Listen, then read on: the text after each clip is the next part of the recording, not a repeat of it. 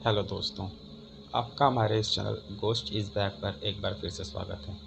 दोस्तों, आपको हमारे इस चैनल पर ढेर सारी कहानियाँ सुनने को मिल जाएगी जो काफ़ी डरावनी और रोमांचक होती हैं। दोस्तों, अगर आपको भी कहानियाँ सुनना अच्छा लगता है तो प्लीज़ दोस्तों मेरे इस चैनल को सब्सक्राइब कीजिए और बेल आइकन को भी दबाएँ ताकि हमारी आने वाली वीडियो का नोटिफिकेशन आप तक पहुँच जाए। और अगर वीडियो अच्छी लगे तो कमेंट कर ज़रूर बताएँ। तो दोस्तों, कहानी अब शुरू करते हैं बिना टाइम वेस्ट किए। अभिषेक आज सुबह ही अपने दोस्त के घर जा रहा था क्योंकि 5 दिन बाद उसके दोस्त अर्जुन की शादी थी।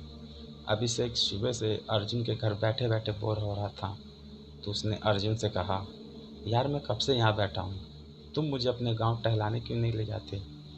तभी अर्जुन कहता है, ठीक है, पर मैं भी तुम्हारे साथ चलूँगा। तभी अर्जुन की माँ उन दोनों को घर से बाहर जाते देखती है और कहती है कि तुम दोनों कहाँ जा रहे हो। ये सुनकर अर्जुन कहता है कि कहीं नहीं माँ, बस अभिषेक को हमारा गांव घुमाने के लिए ले जा रहा हूँ। अर्जुन की माँ ने कहा, ठीक है, लेकिन रात होने से पहले वापस आ जाना। तुम तो हमारे गांव के बारे में जानते ही हो। अर्जुन ने कहा, हाँ मुझे पता है। यह कहकर अर्जुन अभिषेक को गांव दिखाने के लिए ले जाता है। गांव बहुत बड़ा और सुंदर था। गांव में चहल पहल भी थी। अभिषेक को गांव घूमने मज़ा आने लगा था। जब दोनों चल रहे थे तो अर्जुन की माँ का फ़ोन आता है।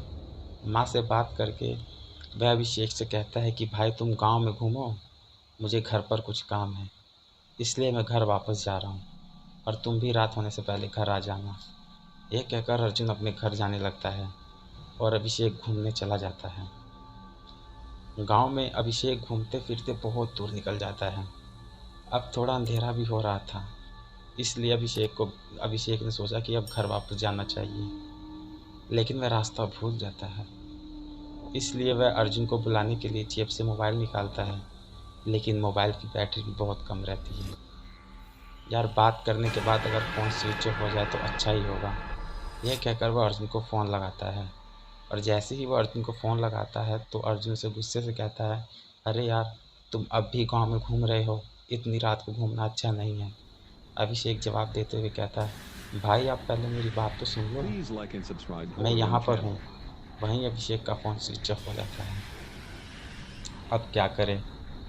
अभिषेक चिंतित हो जाता है, लेकिन धीरे धीरे आगे बढ़ने का फैसला करता है और सोचता है कि आगे जाकर किसी से पूछ लूँगा, लेकिन आसपास कोई दिखे तब ना।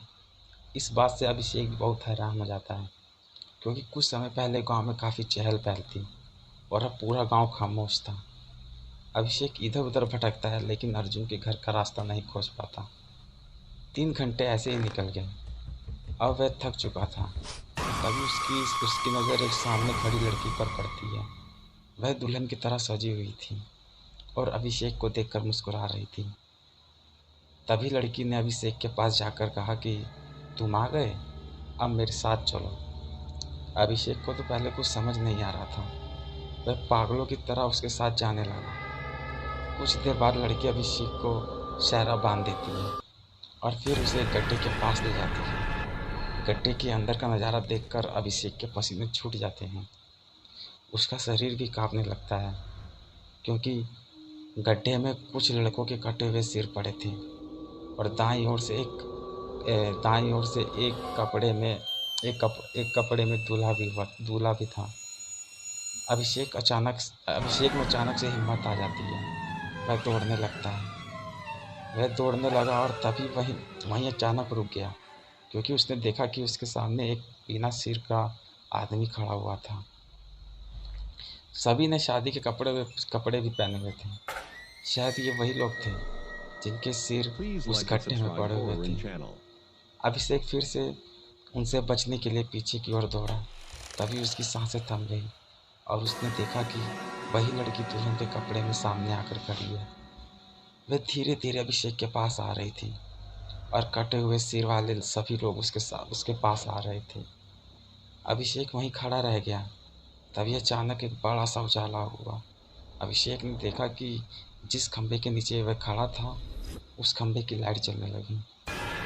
अभिषेक ने देखा जब लाइट जली हुई थी तो वो लड़की और वो सारे कटे हुए कटे हुए सर वाले लोग वहीं खड़े थे। अब अभिषेक भी समझ गया था कि अगर बचना है तो भाई इसी खंभे के पास खड़ा होना पड़ेगा। अभिषेक ने पूरी रात उस खंभे के नीचे बिता दी। सुबह अभिषेक अर्जुन के घर पहुंचा और उसने उसके साथ हुई सारी घटना के बारे में बताया। तभी अर्जुन की माँ ने अभिषेक को बताया कि उस दुल्हन का भूत सालों से इस गांव में भटक रहा है। जिस दिन उसकी शादी होनी थी उस दिन उस लड़की को किसने मार दिया था, और उस दिन से जब भी गांव में शादी होती है तो किसी न किसी को मार डालती है। तुम इसलिए बच गए क्योंकि जिस खंभे के नीचे तुम खड़े थे उसमें सफ़ेद एलईडी लाइट लगी थी, और कहा जाता है कि सफ़ेद रोशनी में कोई भी भूत शक्ति अपनी शक्तियों का प्रयोग नहीं कर सकते। तो दोस्तों, कहानी यहीं ख़त्म होती है। प्लीज़ मुझे कमेंट कर बताएं कि कहानी कैसी लगी। धन्यवाद।